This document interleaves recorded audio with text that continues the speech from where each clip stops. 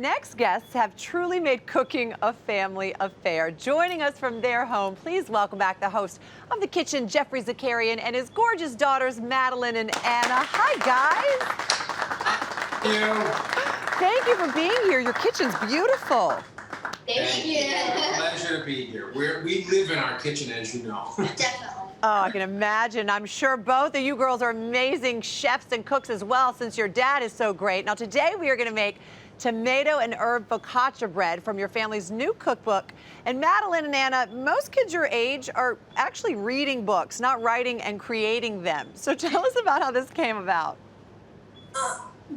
We love cooking, and we wanted to share all our family meals that we always make all the time with the world. So we wanted to make this book, The Family That Cooks Together. It was easy. It wrote itself because this is what we've been eating. We just eat this kind of food all the time. We're like, we should just write this down. We cook it 2-3 times. AKA took 2 years. It took a lot of work. That takes time to write books. But you know, my good friend James Patterson published it, and he wrote the foreword. So we're very grateful to him and Luke Brown for making this happen. So big shout out to James Patterson.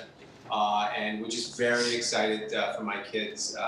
So exciting for me at this age. I mean, they started the book when you were, let me see, 9 and 11, and now they're 11 and 13, and here we are with a cookbook. Fantastic. Yeah, it takes a minute. It's a labor of love, but it's all so worth it. And the most fun part about making a cookbook, as I'm sure you girls know, is getting to taste all the yummy food that you have to test over and over.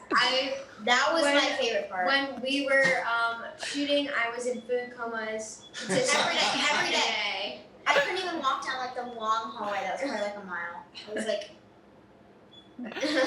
And I'm sure, Geoffrey, you're very proud of the girls getting into the family business. So we are going to get started with this yummy focaccia, and you ladies are actually going to show me how to do it. And I know it starts with. I'm just here for I could leave if I had to. I'm going to stick around just because. Should I start?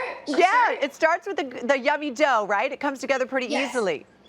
So I already have water, sugar, and my yeast, and I put 3/4 of the flour in here already. Okay. And you're gonna want to spoon in the flour so it doesn't make a big mess when you're.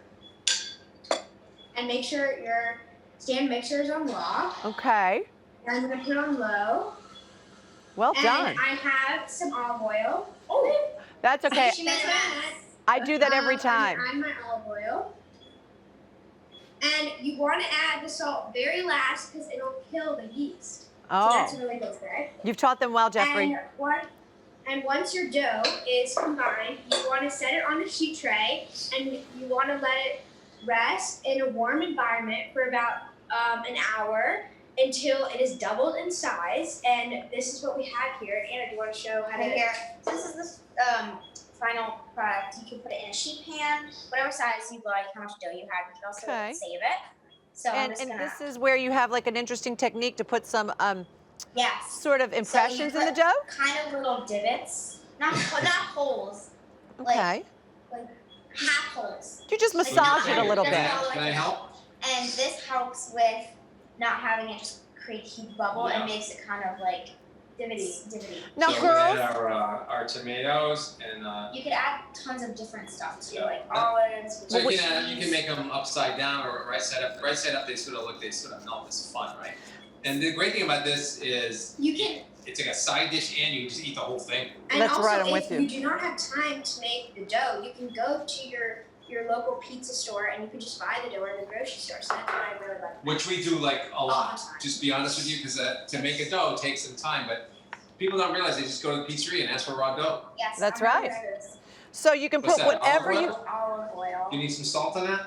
May I? I'm going to sprinkle some nice sea salt on top of that. Some coarse sea salt. We have that as well. And you can really just put whatever you like on top of it. Yeah, we can do some cheese. I mean, if you say you want to add olives, right? We can add olives if we wanted to. It doesn't really maybe matter. some like Parmesan cheese. Yeah.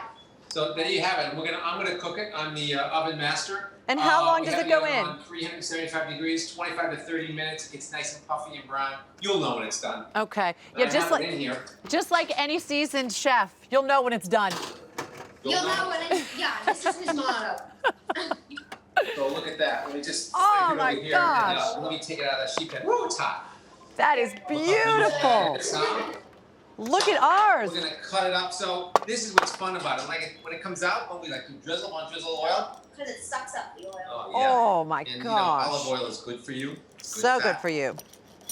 right? Look at that, Geoffrey. We should fresh some. More salt, madame. Should I do some more? Oh my god, this looks Some so pepper? good. And I can smell the aroma through the whole entire house. Can you Really smell the amazing. aroma from here? Because mine's Yes. pretty good too. I'm just gonna cut into that. So, like I said, it's really easy. It's fun. Oops, it's Dad, fun. you're making mad. I'm sorry. And it's delicious. Geoffrey, while you cut that delicious focaccia, I want to ask you about, you're currently the chairman of City Harvest Food Council, which is a beautiful organization that helps to feed over 1.5 million New Yorkers. It's a really big deal. Can you tell us a little bit more about it? Yeah, it's a private charity that was created 35 years ago. I'm just so honored to be involved with it. We do 70 million pounds of food. We rescue food from supermarkets that are going to throw it away. We give away 55% of the food we give away is fresh vegetables. And most of these people don't have enough fresh vegetables in their diet. We send back the food that's sugared, has pesticides or any fake ingredients in it. So I only give the best away. And it's amazing. So this food was going to be thrown away because of expiration dates. We get it, we grab it, we put it on trains and trucks, and we ship it to 17 million people. It's kind of incredible. And on Tuesday, October 20th, we're going to have our bid to end hunger. It's a just huge sort of virtual, let's say, extravaganza, and we're going to raise a lot of money, right, for City Harvest work. And we've all done packing at the warehouse. And when you go, it's a special thing to pack all this food because you know it's going to get shipped and it's going to get eaten by people who need the nourishment. They also need the food. Remember, the people that have this food, 85% of them have full-time jobs. They just can't make ends meet because of how expensive it is to live. So I'm blessed to be the president of the Food Council and on the board. It's one of the favorite things I do in my life, actually. So it's great stuff. And like I said before, it's totally private. These are just people just donating money, and it's amazing what work we do. It's true. Thank you so much for everything you do, Geoffrey. Really, it's really amazing. Very admirable that you're doing that. And ladies, thank you so much. Your focaccia is amazing. It's We're so gonna good. go down. We gotta eat. Cheers, everybody. Thank you for joining us. We'll see you soon, guys. Bye. For the So full, much for having us. thank you for being here. For the full recipe, you all can head on over to hallmarkchannel.com and be sure to pick up a copy of The Family That Cooks Together wherever books are sold.